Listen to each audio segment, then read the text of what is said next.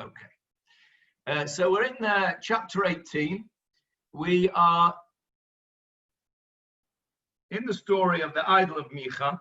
So far, what we found in chapter 17, there was this chap called Micha, whose mother had her purse pilfered with 1,100 silver pieces, which was a fortune. Micha, the naughty boy, admitted to having nicked it, and then she blesses him and says, "Well, I was going to give it to make it to Hektish. I was going to dedicate it to Hashem. So I'll tell you what, you can have it back." And off they go, and they make a bunch of silver idols, an ephod and trafim. And Micha sets up his house as a house of worship. It's not clear whether this was pure idol worship or whether this was worship of Hashem via these silver idols in a similar sort of fashion to the golden calf. But either way, it was in serious contravention of the Ten Commandments, which, as you will all know, says don't make any graven images, don't make any molten images, and that's what they did. Micha had a son who he appointed to be the priest of this temple. Only problem is that Micha was not from the tribe of Levi. He was not a Kohen, and therefore his son was not a Kohen.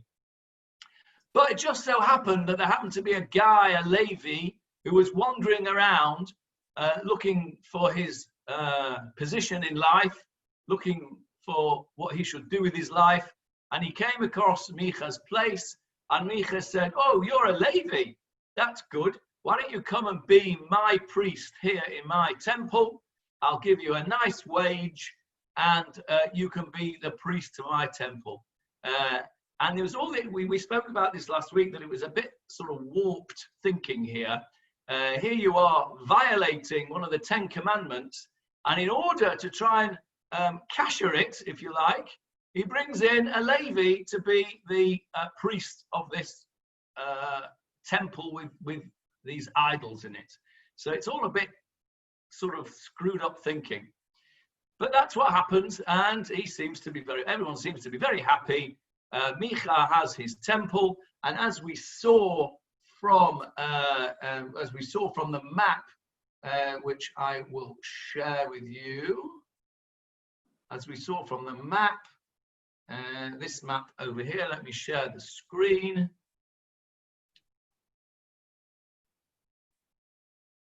Okay, can you see the screen, everyone, with the map on it? Yeah, good. So as we saw, this whole thing takes place in Ephraim, and here's Shiloh, where the Mishkan is, and the Gemara tells us that Micha's temple was so close to Shiloh that the smoke from the offerings in Shiloh's Mishkan, the if you like, the legitimate Mishkan, and the smoke from Micha's illegitimate temple, they would mix together. That's how close they were. So it wasn't for the fact that they lacked somewhere to go. They just didn't fancy that shul. That was the shul they didn't go to. Okay, so they had to make another shul that they did go to. So that was where we ended up at the end of chapter 17. So chapter 18 begins part of the same story. Micha's temple is existent, and the chap is there, the Levi is there, and let's go to chapter 18, which is where we're going to start now. Okay, can you see the text now? Okay. Okay, Leon, let's start. Yes. In those days, there was no king in Israel. In those days, the tribe of the Danite was seeking a heritage in which to dwell, for an adequate heritage had not yet fallen to them up to that day among the tribes of Israel. The children of Dan. Let's stop there on that first pasuk. Let's just very briefly recap. In those days, there was no king. That's a Tanakh word for there was anarchy. There was no king, there was no leader. Anybody could do whatever they wanted. There was nobody to enforce authority.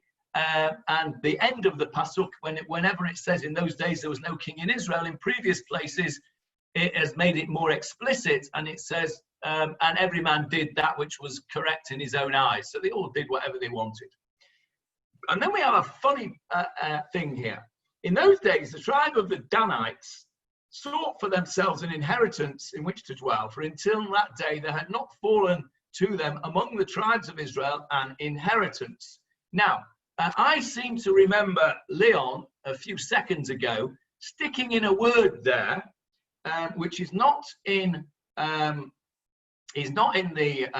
Chabad translation that you can see on the screen, and I don't think it's in my Steinsaltz either. No, it isn't. And that word was adequate. Could you read your translation again, Leon, please? They were seeking a heritage in which to dwell, for an adequate heritage had not yet fallen to them. Okay, now I don't know where Art Scroll gets that word adequate from, because it's not in the Johnny, Hebrew. it's in brackets. It's in brackets. It's not. It's the adequate is in brackets. Okay, that's interesting. It's in brackets. Okay, that makes a little bit more sense, because if you look at the Hebrew, there is no implication of an adequate or inadequate inheritance. What the Hebrew says is, and in those days, Shevet Dani, the tribe of Dan, seeking for itself, Nachala, an inheritance, Lashevet, to dwell in, Kin lo nafla lo ad hayom ahu, because it had not fallen to him, to Dan, until that day, betoch shiftei Israel, amongst the tribes of Israel, benachala, an inheritance. Doesn't say anything about adequate or inadequate. Now we've got to ask a serious question of the tribe of Dan here, because you will know from this map, that's actually a better, a close-up one, you will know that the tribe of Dan was allotted a rather nice inheritance. We're actually... Johnny. Yes, who's speaking to me? Dave, yes. Dave, right. The place Piriton, was there an abundance of hay fever there? The place what? Piriton. Where's that? Oh, Piriton there. Yeah, could be. Okay, Piriton, for all those that don't know, is a generic name for an antihistamine used for hay fever. So that's why Dave is asking that question. Okay, so we know from our map here that Dan, the tribe of Dan, was actually allocated a rather nice inheritance. It was the area that we are in, almost in now here. You can see Jaffa there, this whole Gush Dan here, this coastal area of Dan, this is what was allocated to Dan. So why is our pasuk telling us that it didn't have an inheritance? It did have an inheritance. I think that's why the Art Scroll puts in brackets adequate. In their mind, they didn't like what they were given. It wasn't adequate for them. So what Rav Steinsaltz seems to imply is that they actually had failed to yet conquer their area that they were told to do. And this is one of the reasons why the commentators say that this all took place out of order. That this, although it's right at the end of the book of Judges, actually took place right at the beginning of the period of Judges, shortly after the death of Joshua, when it was a time when the tribes were meant to be going around consolidating their area and conquering the area that they'd been given. Dan, it would appear, either didn't like this area, or had failed to conquer it, or had failed to try to conquer it, or didn't like the look of it, or whatever reason, decided that it was going to go and look for somewhere else. Yes, Howard, I can't see you, but I can see your hands up. For what it's worth, Johnny, my 1925 translation says in italics, all their inheritance, all their, Okay, so- CHEIR, like Right. as though it's not really big enough. Right. They've got an inheritance, but it's not the whole thing. They really want more. Yes, okay, that would fit as a nice explanation. It's not big enough for them, or it's not good enough for them. Either way, they were seeking something else. Is that Michael? Are you waving at me, Michael? Yes, I am. The Living Nuck, it says in a note, is since they had lost territory which was originally received, alternative Dan might have been displeased with their assigned territory. So there's two different explanations there. Right, now that's very interesting, because if they were displeased with their original territory, that fits in with what we were saying earlier. That this was at the beginning of the period of Judges, when they were busy conquering, or meant to be busy conquering what they were meant to be conquering, and they were displeased with what they were given. If we take the other explanation that Michael just said, which was that they were displaced, look where they were next to. They were next to Philistia, it says here, the Plishtim. Now, if we say that actually, no, this paragraph, or this chapter, I should say, took place in order, in other words, this did take place after the story of Shimshon, when we know that this was a period of time when the Philistines were in ascendancy, and Shimshon, although he had waged a single-handed guerrilla warfare against them, he had not subdued them completely. If we say that this Pesel Micha story took place after Shimshon, then that would fit in with what Michael has just said, that they may well have had half their territory displaced, because look, they're right on the border of the Plishtim. If the Plishtim are in ascendancy, they're going to push north, and they're going to eat into the territory of Dan. Dan may not have had sufficient territory, and also they may have got a bit fed up of the Plishtim coming in and having skirmishes, terrorist invasions into their territory, and they decide enough's enough, we're going to look for somewhere else. So there's all sorts of different reasons. Hang on a sec, Johnny. Hang on a sec. Okay. There's all sorts of different reasons postulated here why Dan would be looking somewhere else. What's interesting, and I'll take some comments in a second, what's interesting is that the verse itself doesn't say any of all that. All it says is that in the Hebrew, let's just have a look at the Hebrew again. All it says is that it had not yet fallen to them, their inheritance. And it leaves open to interpretation what that really means. So, and the fact that there are so many different interpretations is an indication, as we've always said, that it's not clear actually what the scenario was. So I think that's very interesting that the verse itself leaves this all open to various conjectures of what was going on with Dan. So first Johnny, and then Hilary, and then Paul. Johnny first. I'm only quoting Steinsaltz, Rabbi Steinsaltz. He said that they were assigned an inheritance next to Judah, where the land of Philistine is now, but it was an inheritance in theory alone, because they just couldn't conquer it. They were supposed to. Well, that would fit in with both theories, really. There it is, next to Judah, as you can see, but also next to the Plishtim. So they couldn't conquer it because the Plishtim was strong. So they ended up with nothing. And therefore, they went off looking for somewhere else. So that would definitely fit with one of our theories. Hilary?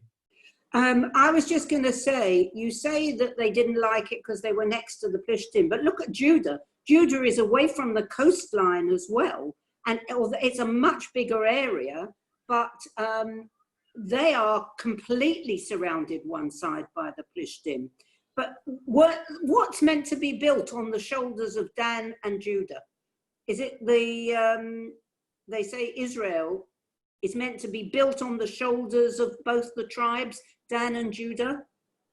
Just to take your first point first, first of all, the tribe of Judah was much stronger than Dan. Dan was you will see in a second, Dan was actually quite a weak and small tribe.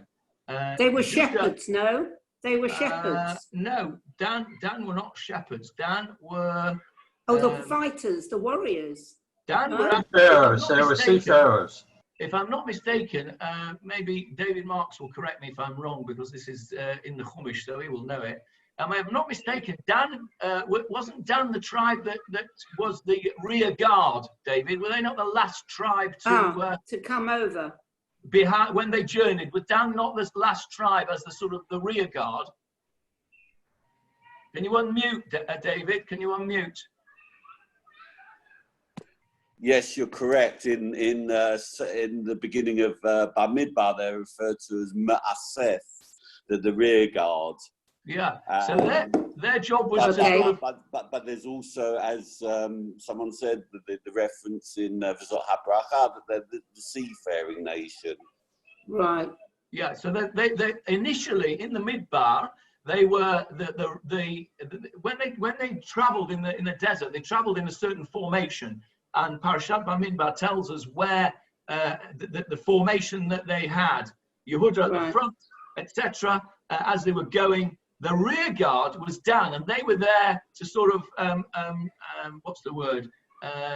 Keep up the stragglers, to gather up the stragglers, to look after the stragglers.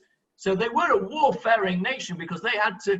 They were the, if you like, the soft underbelly of the people. And they were there to look after them. When you go out to the war, you've got your vanguard at the front, and then you've got your, you're going to have your rear guard, who have also got to be strong soldiers.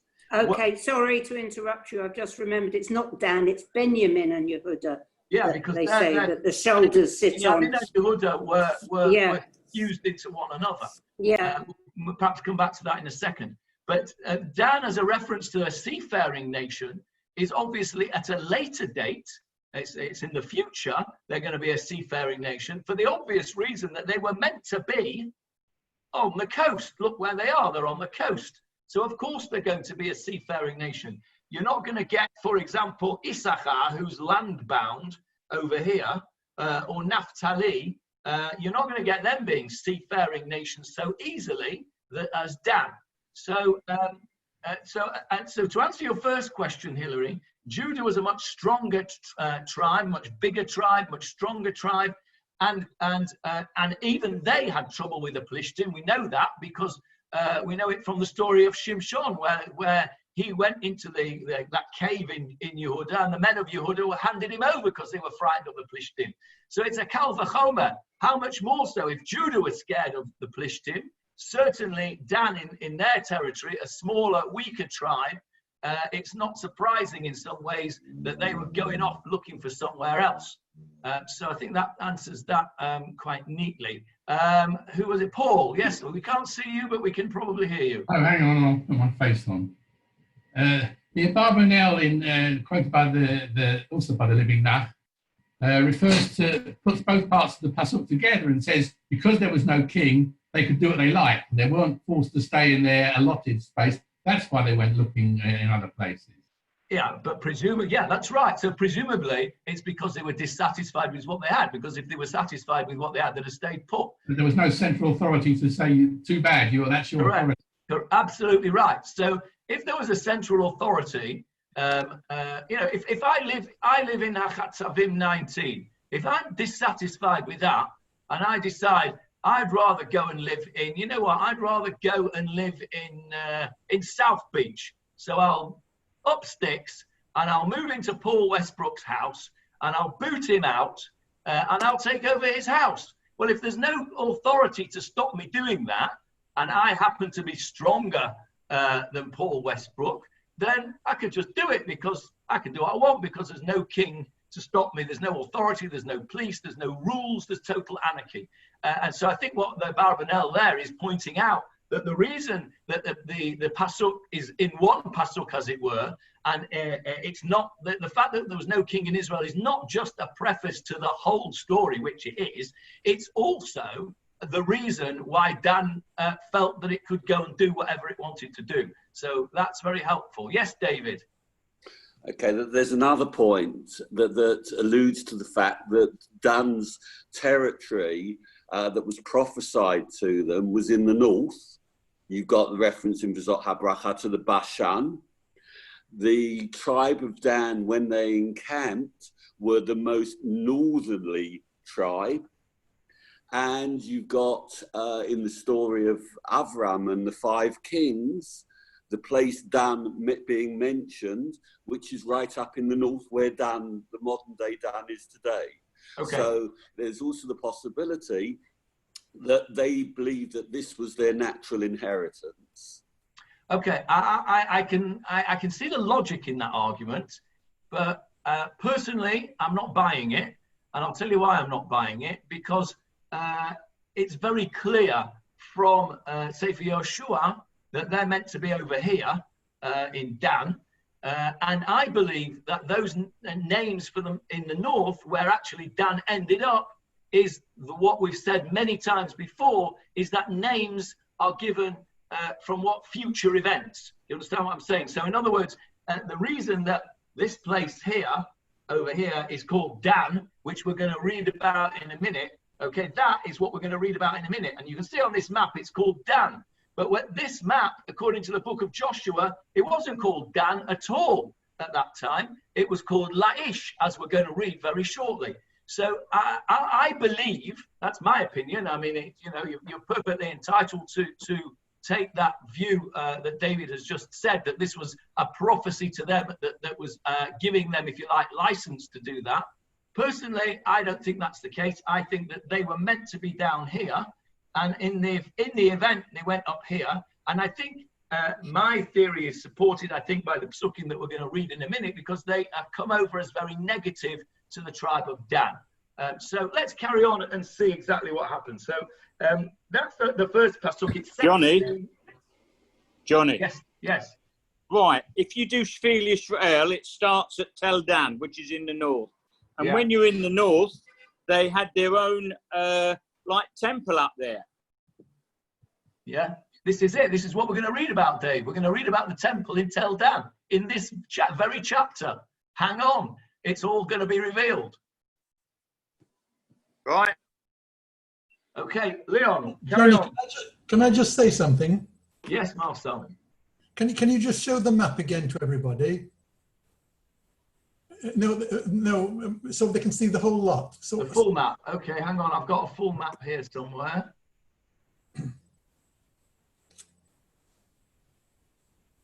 I've got a full map. So there we go. Right. Now, it was said a few minutes ago that Dan were a seafaring nation. Well, the main seafaring nation was Zvulun, and Zvulun didn't have a coastal territory at all. Okay, that's point number one. So I don't think it's got anything to do with that. I don't think their discontent has got anything to do with seafaring. I think that the problem was that it's well known that grapes don't grow on the littoral plain. They don't grow along the coast. And they only grow well in the mountains. And they don't have anywhere, they're all in flat coastal land, their whole territory. And that may have been one of the reason that they were discontented. Okay, that's fair comment there. Let me deal with the first point first. Zvulun, which is said to be a seafaring nation, almost certainly will have migrated west. And if it migrates due west, you can see exactly where it comes to. It comes to Haifa. Okay, it's not far inland from Haifa. Almost certainly, Asher is a long, thin area. Almost certainly, if Zvulun were going to be a seafaring nation, which they were, as you quite rightly say, they can't be a seafaring nation from here, from that purple area. Johnny, there were two main seaports in ancient times. One was Jaffa, and the other was Akko, which doesn't even show up on here. No, well, where's Akko? Akko's later on used as a seaport. Yeah, Akko's over here, isn't it? So Akko is about right north of that little spitz there. It's in this little... right there. Here. And those were the two main seaports in the whole area there in ancient times. Correct. This whole bay here is where Zvulun would have probably taken their seafaring from. So it's not far, as it were, for Zvulun to migrate into the southern end of Asher and the top end of Manasseh to become their seafaring nation. And the second thing about the grapes, well, if Dan was, maybe that's what Dan wanted to do. He wanted to be a grape farmer. So maybe that's why they ended up here in the north, where it does grow very nicely.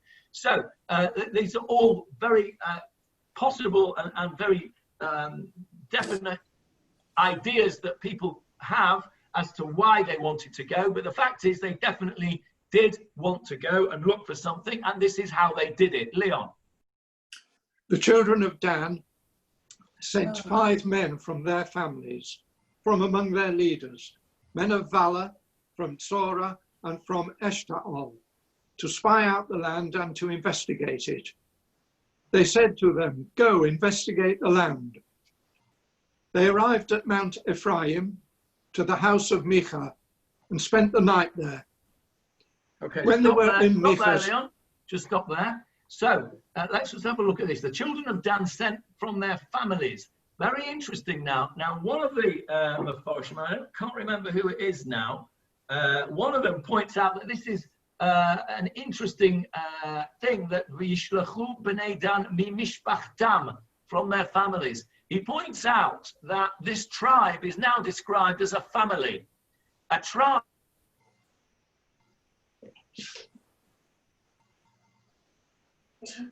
We've lost you, Johnny.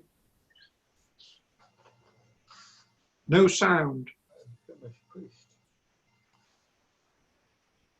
You press the sound button on the top. No, I haven't touched anything. I can't hear him either. No sound, John. No sound, Johnny. And the message.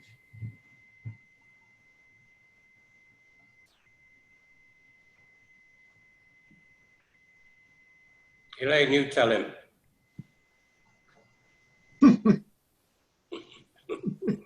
Are we back? Yes. Yes. I have no idea what happened there. I have no idea. Start again about the family, Johnny. Right. Can you all hear me now again? Start again from the families. Okay, thank you. My screen just went completely blank then, so I have no idea what happened. So, can you see the screen now? Yeah. Okay. So what I was saying is that there was one of the commentators point out that it uses the word mishpacha, which is a much smaller group of people than a shevet, than a tribe, indicating that Dan was actually quite a small tribe. And if it was a small tribe, like I said before, it's right next to the Plishtim here.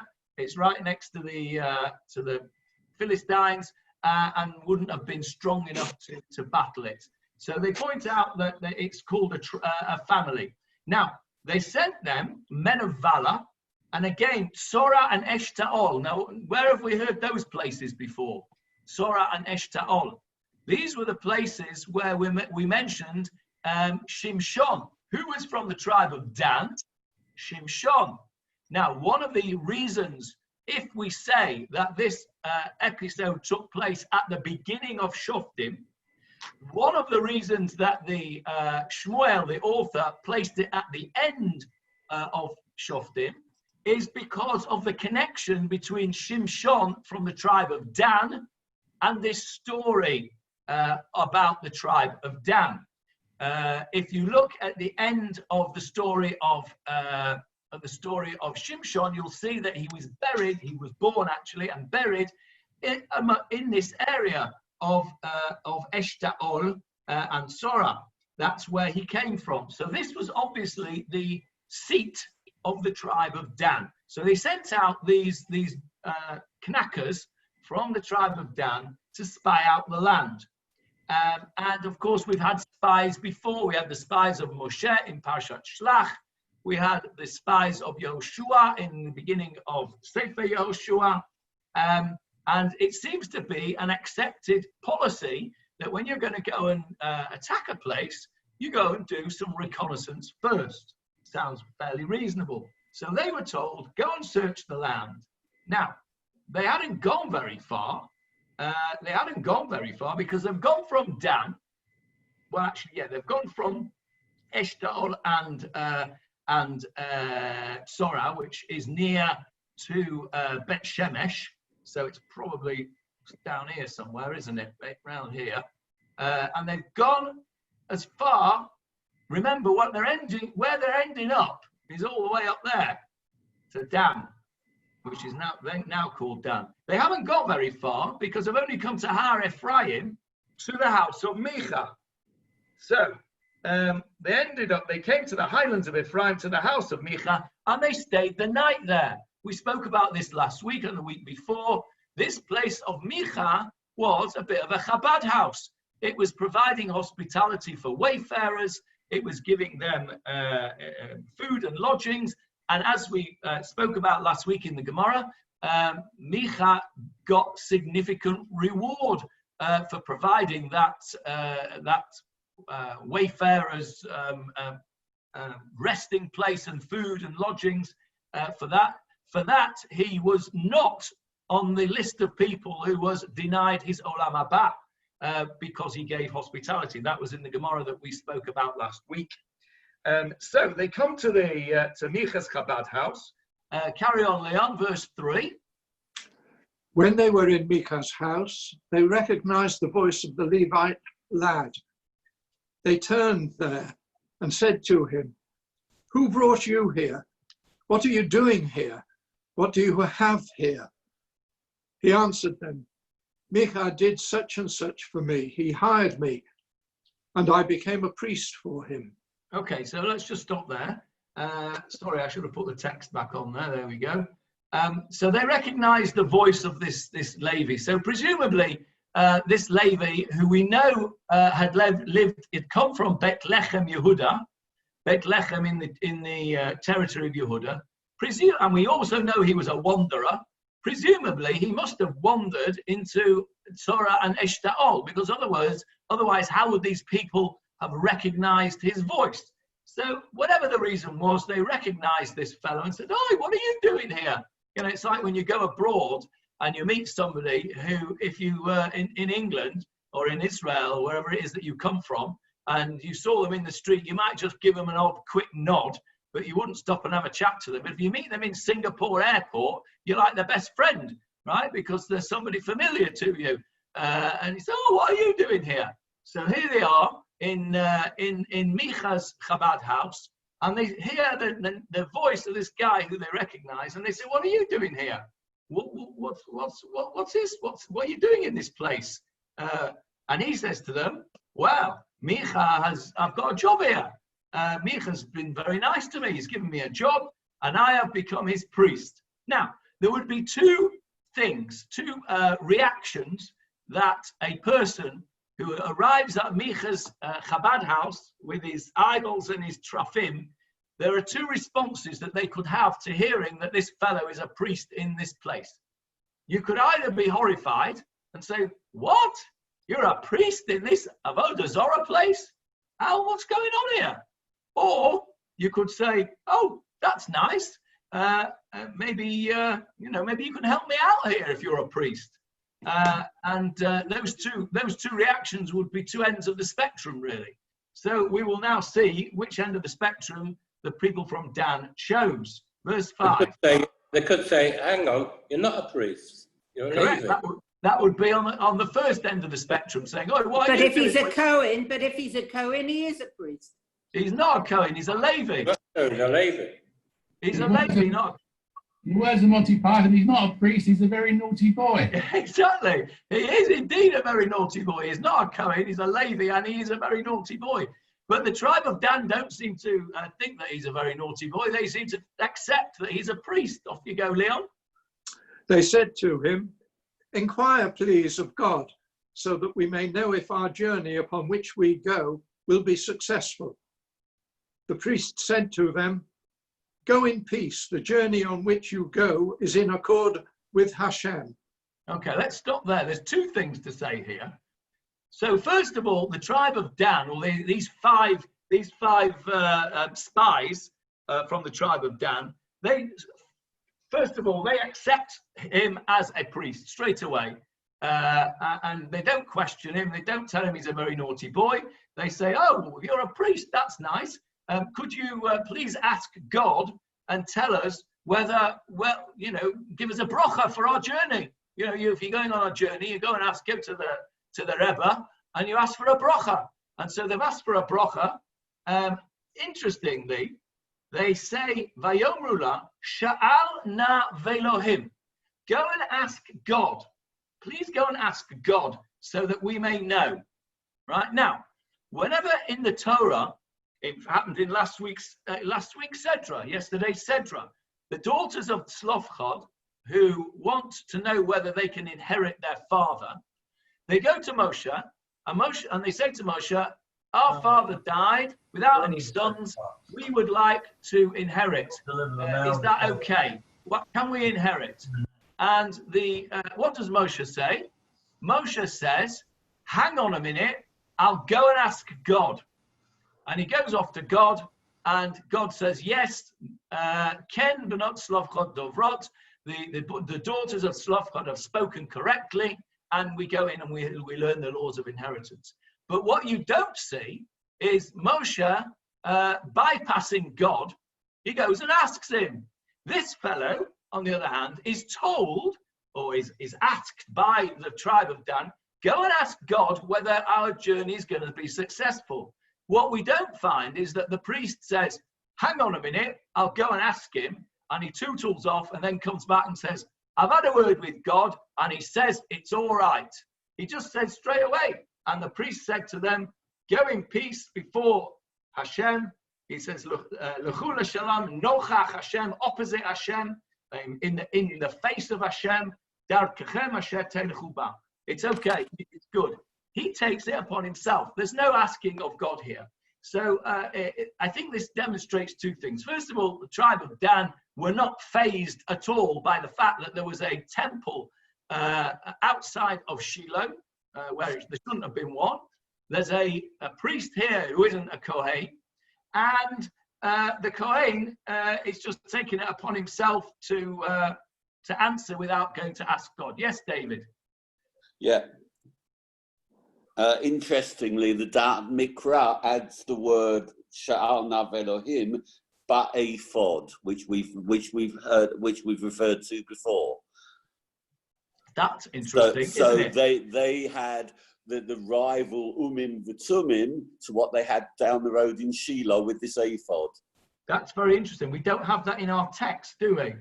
No, but we've referred to the ephods previously. Yes, we have. Micha using the ephod in his Chabad house. When you said it's Sha'al no velohim be'ephod, are you saying that there is another version of the text? No. I'm just saying that Mikra adds okay.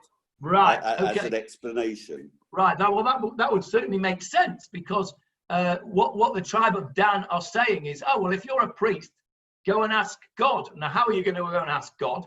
Well, it must be through that ephod, which was made with the silver of Mrs. Micha in the first place, which is now presumably the central aspect of this temple of Micha. We know it's a central aspect of it because it cost a lot of money, cost 200 pieces of silver when the Levi's annual salary was 10. So it's quite a lot. It was an expensive thing. It was a central aspect. And as David points out, the proper ephod down the road in Shiloh will have contained the Urim and Thummim, the stones on which the Kohen Gadol wore, which they used to, as it were, to ask Hashem questions. So this is obviously a sort of a copy, if you like, of the whole idea that's going on. And Shevet the ephod might have been the first ephod, Johnny. Sorry? The ephod must have been the first ephod. Well, I think there would be plenty of people that would say that the iPod is an ephod. Yeah, is an idol, that's for sure. Yes, Hilary? Would you not say that more importantly, that the tribe of Dan was still at the point where they wanted Hashem's blessing to go?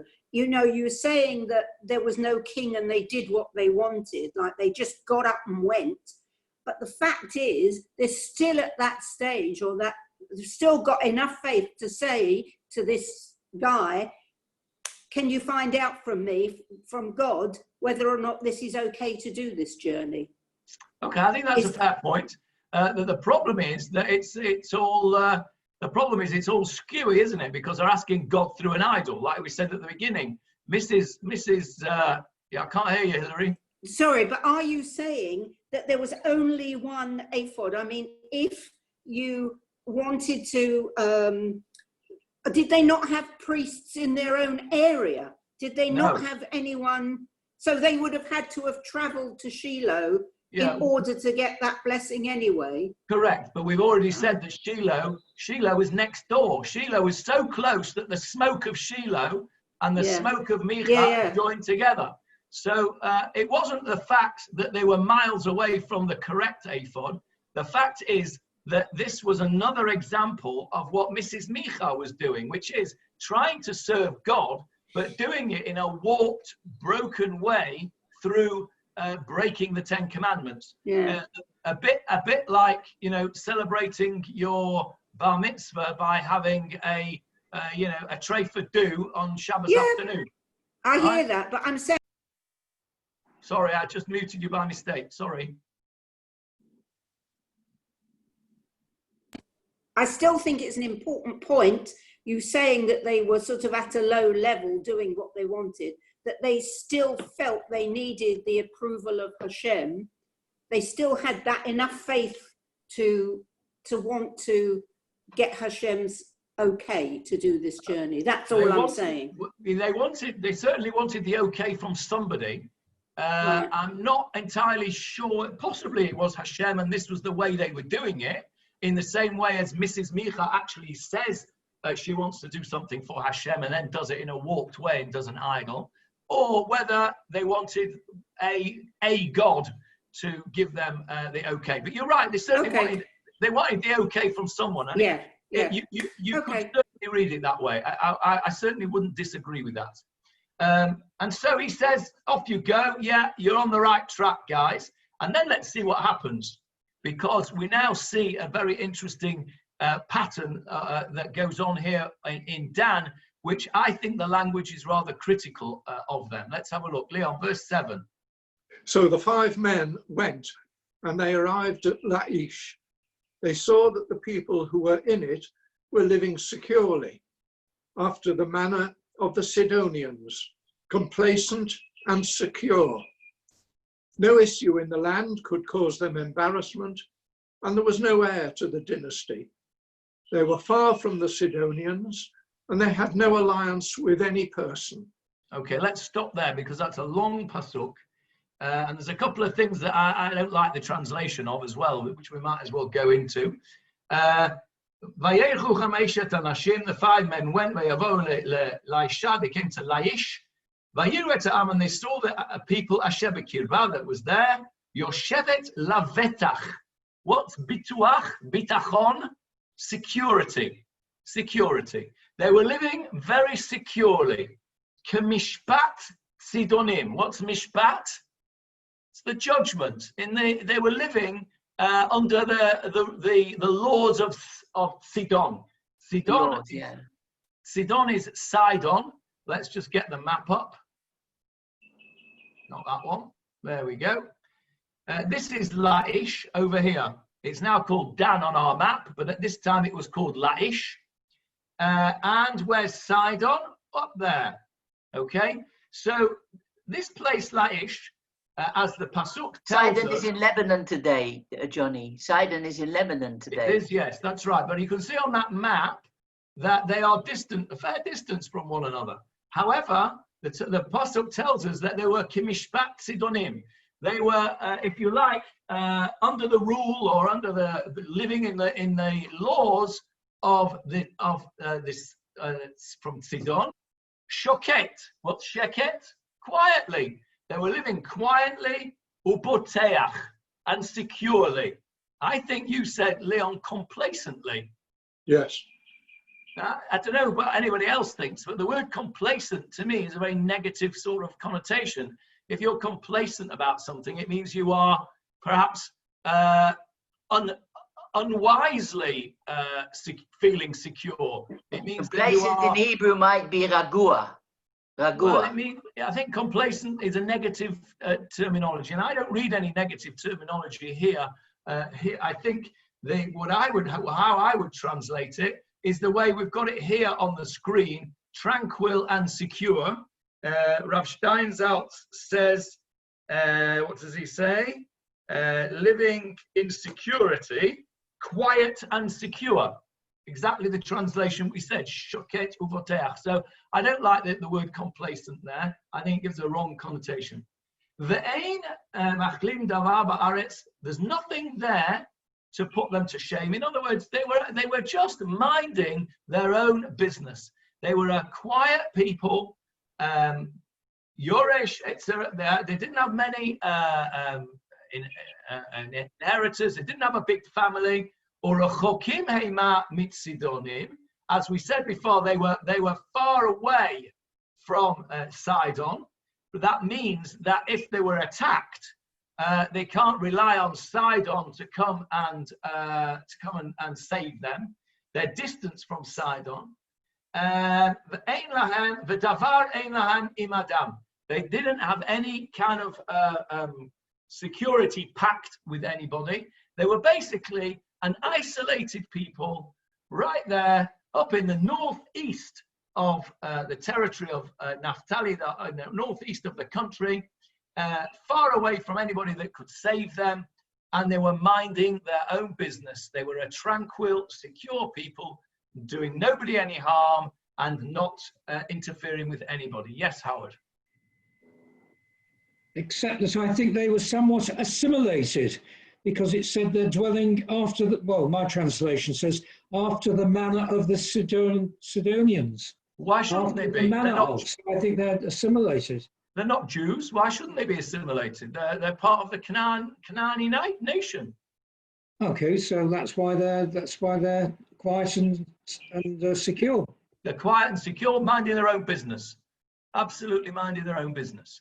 And I think that's the flavour that the Pasuk is telling us here, that they were just sitting there minding their own business, and then the 5 men came back to Torah and Eshtaol. They went all the way back down to their brothers. And verse 8, Leon? The Danites went back to their brothers in Torah and Eshtaol, and their brothers said to them, "What do you say?" They said, "Arise, let us advance against them, for we have seen the land, and it is very good. Yet you remain still. Do not be too lazy to arrive and inherit the land. Okay, when you arrive, you will come upon a trusting..." Hang on, let's stop there a sec, Leon. Yeah. So they came back, and look at this very interesting word, a couple of words. They said to him, "No, what's the verdict, guys?" And they say, "Come on, let's go." Why?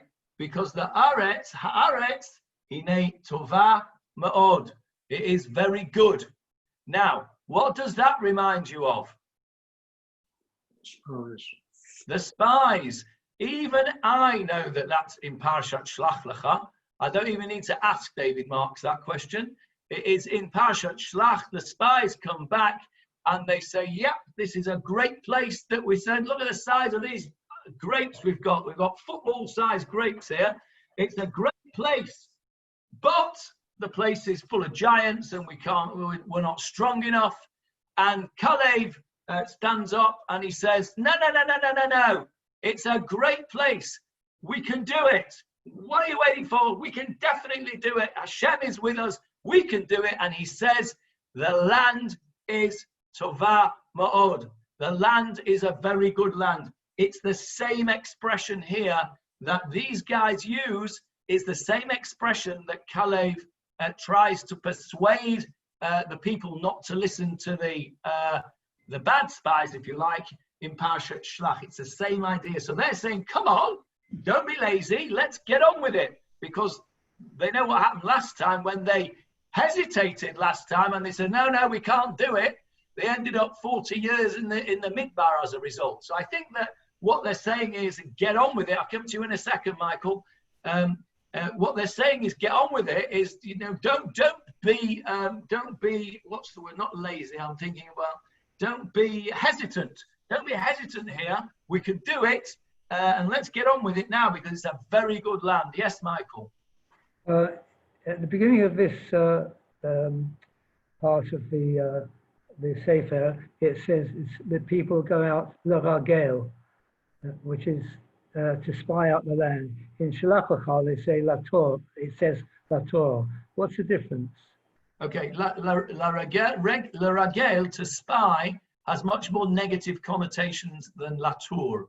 Okay, lator means to tour and have a look and see what's going on. That's the same word as tayar, a tourist, or it's the same word as Misrad HaTayarut, that the Ministry of Tourism. Lator means to tour. Lator means to tour. L'ragel has a negative connotation, and that's why we don't call the spies from Parshat Shlach Lecha Tayarim, which we should do really, because that's what they were told to do. We call them meraglim because it's got a negative connotation. Yehoshua's spies are called meraglim. Only Moshe's spies are called lator. And in fact, the commentators jump on that, and they say that what Moshe's task to them was to be tourists, not to be spies. They actually turned their task into being spies. They were told to go to tour the land and come back and tell us about the land. What they did was they came back, they told us about the land, and then they added in something that they were not asked to do. And that was, are we strong enough to do it? Can Hashem do it? They were not asked that opinion. They added that in, and that's what was their downfall. And that's why they get the title Meraglim, when really Moshe's instructions to them were to be Tayarim, Latur et Aretz. So you're quite right to point out the difference in language there. It has a very different connotation. Yes, David? Yeah. And that's why in the account from Moshe at the beginning in Devarim, he uses Lachpor. Okay, that's another title, another word. Lachpor means to dig. Chofer is a digger. So, V'yachperu lanu et haaretz. That's right, and they dig around. That's what a spy does, he digs around. So by the time Moshe then tells the story 40 years later, he knows the end of the story. When he appointed them to go and be tourists.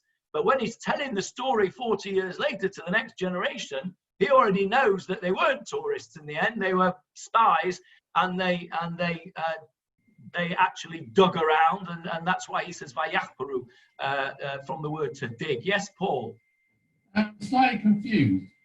These people that were living there in Laish, I mean, they weren't Jews, they were Canaanites, you said. But surely, although it wasn't in the territory of Dan, it was in the territory of Eretz Yisrael, one of the Shvatim. I haven't got your map in front of me. But surely that Shevet should have slung them out before now. Okay. Or tried to. Good question.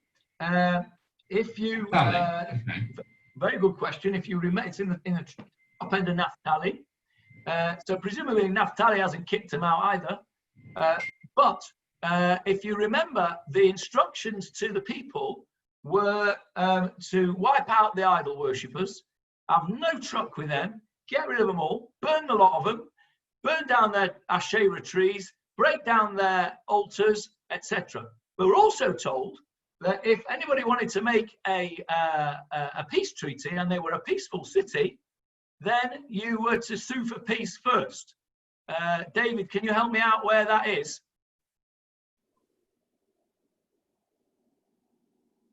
It's somewhere in Devarim, and I don't know exactly where. Can you help me where we're told that the end of Parashat Shoftim. Okay, let's have a look. Ki tatsur elir. Let's see if I can find it quickly. I think it's Shvi in Devarim, in Shoftim. Okay, let me go to Shvi in Shoftim. It's very handy having an encyclopedia with you at the share here, I must tell you. Okay, hang on, let me get to the end of Shoftim in Shvi. Let's see if I can quickly find it.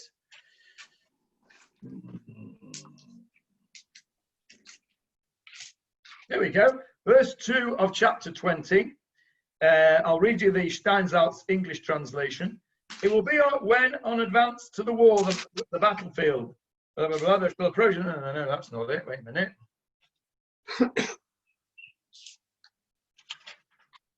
Here we go. Yeah, here we go.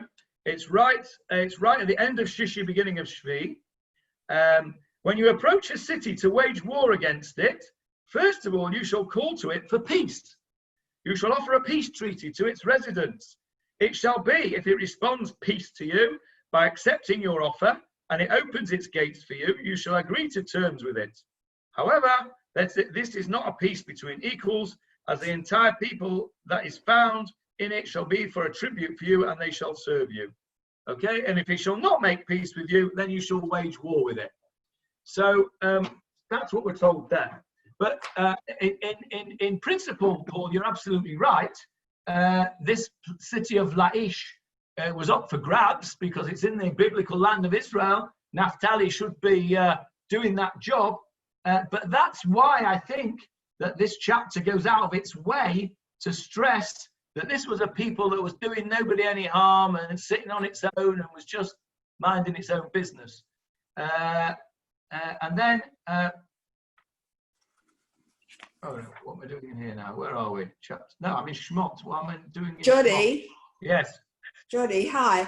Do we know why the 5 men went to Laish in the first place? Why there in particular, not anywhere else?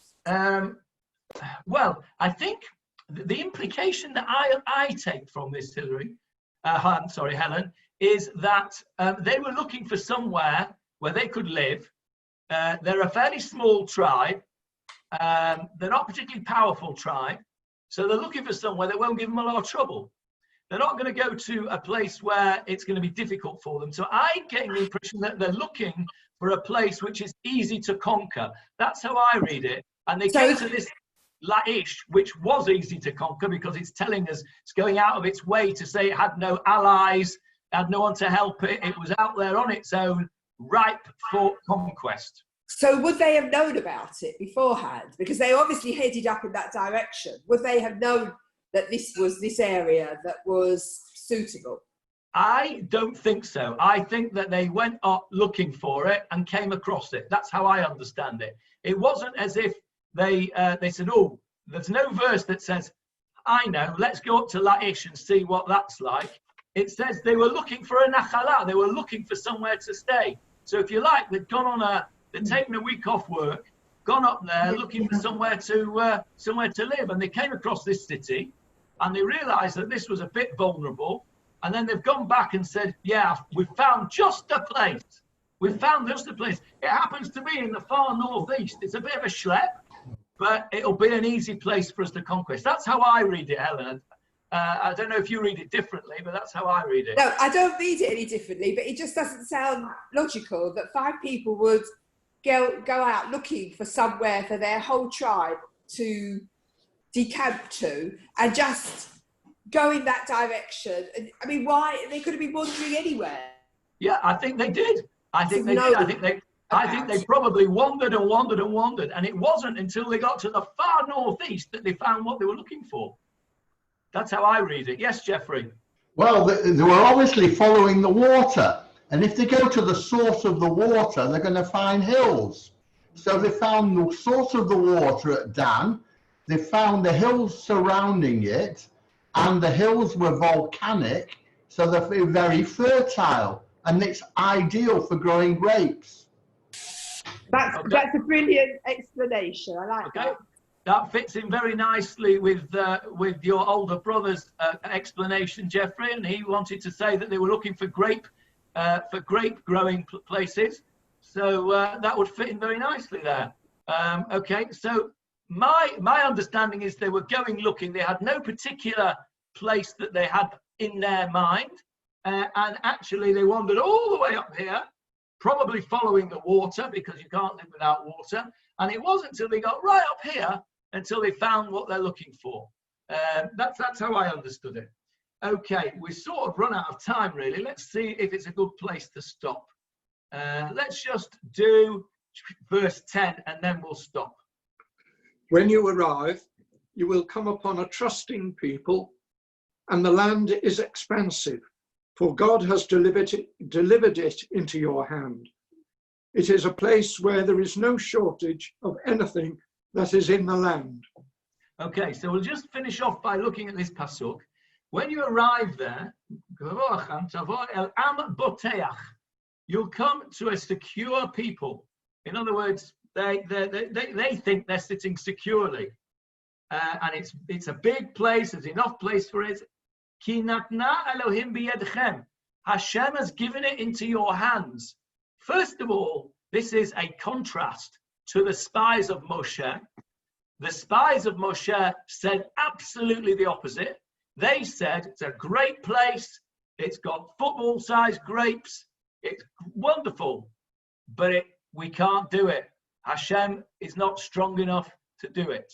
What they're saying is, Hashem has given it into your hands. So the first point is that they are in stark contrast to the spies of Moshe. And the second thing I want to point out is, how do these people know that they've been given it from Hashem, that Hashem's given it into their hands? How do they know? They guessing or what? Morris? I think that the Danites really didn't when they settled the original inheritance, they didn't really realize what the value of that land would be worth a bit later, because they would have had to wait 3,500 years to realize that.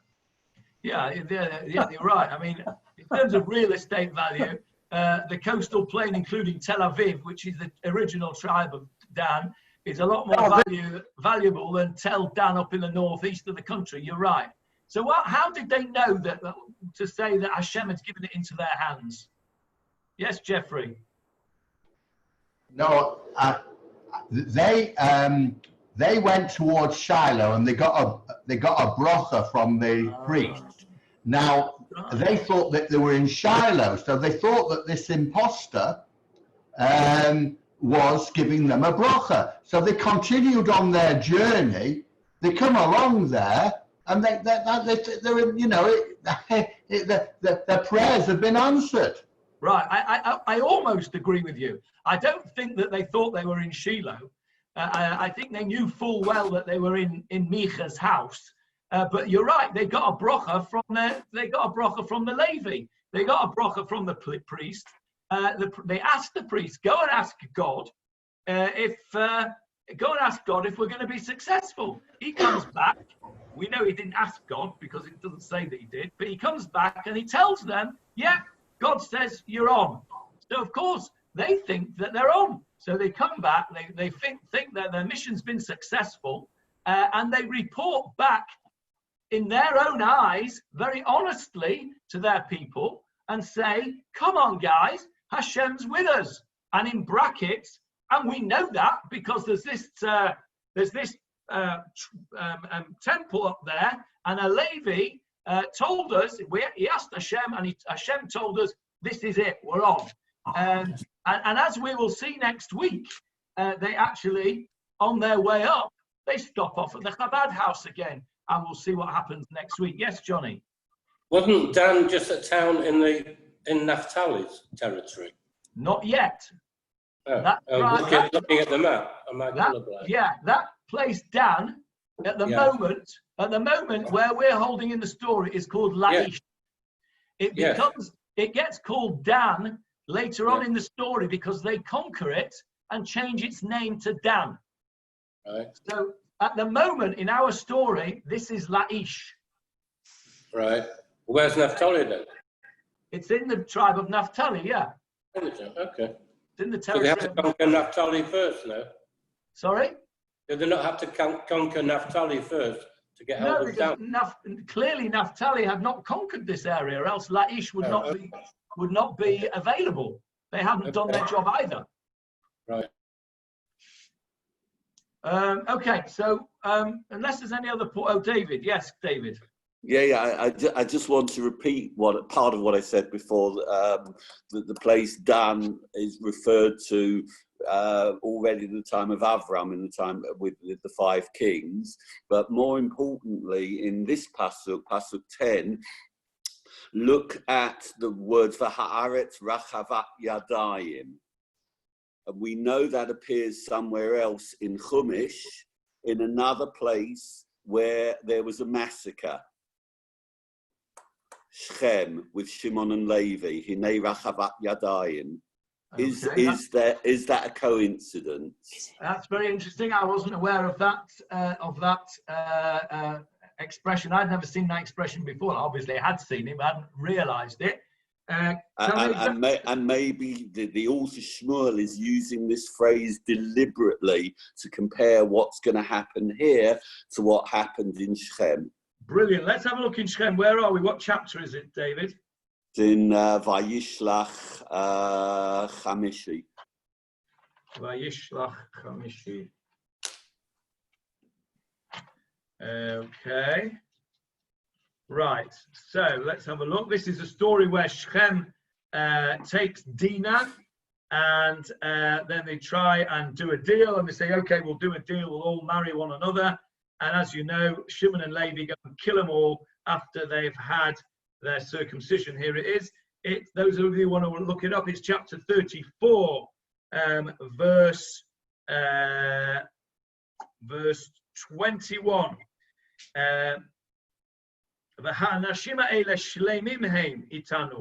This is Shechem speaking to his people. These people are good with us. They're complete with us, talking about the Israelites. And they're living in the land. And they're business people. You know these Jews. They're good at business. That expression that David's pointed out. They have this spacious land in front of them. Okay, Shechem was a small city at that time, surrounded by large tracts of land, so there was plenty of room for everybody. Their daughters we will take as wives for us, and our daughters we will give to them. And this expression, Rachavat Yadayim, is repeated here in this pasuk. Thank you, David, for pointing that out. That's amazing. And we all know what happened to Shechem. They got massacred. And without much of a spoiler, you'll see next week there's going to be a massacre here in Laish. I'm sure, David, that you're absolutely right, that the author Shmuel is pointing us to that episode of Rachavat Yadayim in the story of Dinah and Shechem. That is excellent, really, really excellent. So that's where we'll leave it for today. Unless there are any other questions, what we'll see next week is what happens on the way to Laish. I think there was a film, wasn't there? Something happened on the way to something. I can't remember what it was, but I think it had Zero Mostel in it, if I'm not mistaken. On the way to the forum. Yeah, something like that. That's right. Thank you. Something happened on the way to the Colosseum. Yeah, whatever it was. Anyway, something happened on the way to Laish, and we will see what happens next week. Okay. Before I stop recording, are there any questions of relevance to the shield? No. In that case, I will stop recording, and then you can all say your.